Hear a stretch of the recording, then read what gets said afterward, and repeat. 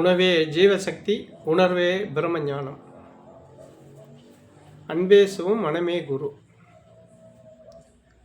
ஐயா பிரம்மஸ்ரீ சர்க்குரு நித்யானந்த சாமிகள் ஆசியோடும் சித்தர்களுடைய அருளாசியோடும் உடுமலை பிரம்மஞான குழு பாடசாலை சார்புலையும் என்னுடைய சார்புலையும் அனைவருக்கும் ஆத்மா வணக்கம். கிரகங்களுக்கும் மனிதர்களுக்கும் தொடர்பு என்ன அப்படின்னு கேட்குறீங்க. கிரகங்களுடைய இயக்கம் இல்லைன்னா மனிதனுடைய இயக்கம் இல்லை. இந்த மனிதனுடைய உடம்புல பார்த்தீங்கன்னாலே 9 நவதுவாரங்கள் உண்டு இல்லையா?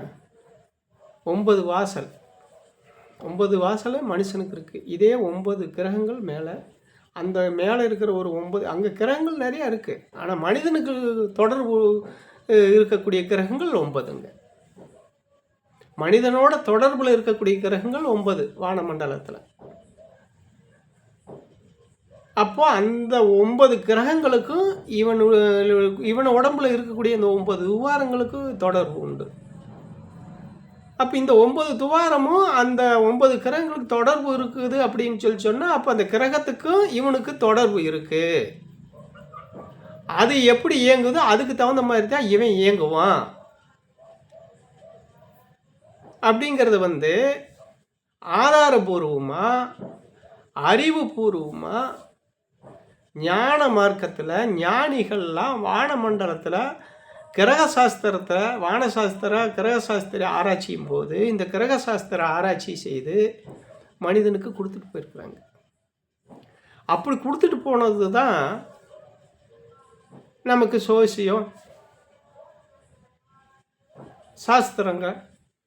இந்த காலத்தில் மழை பெய்யும், இந்த காலத்தில் காற்றடிக்கும், இந்த காலத்தில் வெயில் அடிக்கும், இப்போ புயல் வரும் அப்படின்னலாம் அந்த கிரகத்தை வச்சு தான் கிரகசாஸ்திரத்தை அந்த ஞானிகள்லாம் நமக்கு ஆராய்ச்சி செஞ்சு கொடுத்துட்டு போனாங்க. இதை கூட நான் ஒரு வீடியோவில் பேசியிருக்கேன், இந்த கிரகத்தை பற்றி, கிரகத்தை யார் ஆராய்ச்சி பண்ணனான்ட்டு. அப்போ ஞானிகளால் தான் இது முடிஞ்சுது. அந்த ஞானிகள் அருளாளர்கள்னால தான் இந்த மாதிரி ஒரு பெரும் விஷயத்தை இந்த உலகம் இருக்கிற வரைக்கும் அதுவும் இருக்கும். அந்த கிரகங்கள் இருக்கிற வரைக்கும் மனிதன் இருப்பான். இதுதான் உண்மை அப்படின்னு சொல்லி அவங்க சத்தியத்தோட சொல்லிட்டு போயிருக்காங்க. சத்தியமான உண்மை அவங்க சொன்னது இப்போ வரைக்கும், அவங்க சொன்னது இன்னைக்கு வரைக்குமே மாறலை. அதன் பிரகாரம் நடந்துக்கிட்டு தான் இருக்கு. அப்போ மனிதனுக்கு கிரகத்துக்கும் தொடர்பு உண்டு, சம்பந்தம் உண்டு. அதனுடைய இயக்கத்துக்கு தகுந்த மாதிரி தான் இவன் இயங்குவான். அதனால தான் ஜோசிகாரர்கள்ட்ட போய் எனக்கு கிரக நிலை எப்படி இருக்குது அதுக்கு தான், அதை பார்க்கறதுக்கு தான் அந்த காலத்தில் சாதகம்னு வச்சாங்க. அதாவது கிரகம் எனக்கு சாதகமாக இருக்குதா பாதகமாக இருக்குதா, அதனால தான் அதுக்கு சாதகம்னு பேர். கிரகம் சாதகமாக இருந்ததுக்குதா அப்படின்னு பார்க்குறதுக்கு தான் அதை சாதகம் பார்க்க போகிறேன் நான் அப்படின்னு சொல்லுவாங்க. இப்போ சாதகம்னு பேர் அதனால தான், அந்த கிரக நிலைகளை பார்க்கறதுக்கோசரம் தான். அப்போ எப்போ ஞானிகள் இதெல்லாம் ஆராய்ச்சி பண்ணி சொன்னாங்களோ அப்போவே இது உண்மையாகிருச்சு. அப்போ இதில் உங்களுக்கு அதுக்கு நமக்கு தொடர்பு இருக்குதாங்கிற சந்தேகமே உங்களுக்கு தேவையே இல்லை. அதனுடைய இயக்கத்தில் தான் நீங்கள் இயங்குறீங்க, அதனுடைய செயல்பாட்டில் தான் நீங்கள் வாழ்ந்துட்டு இருக்கிறீங்க.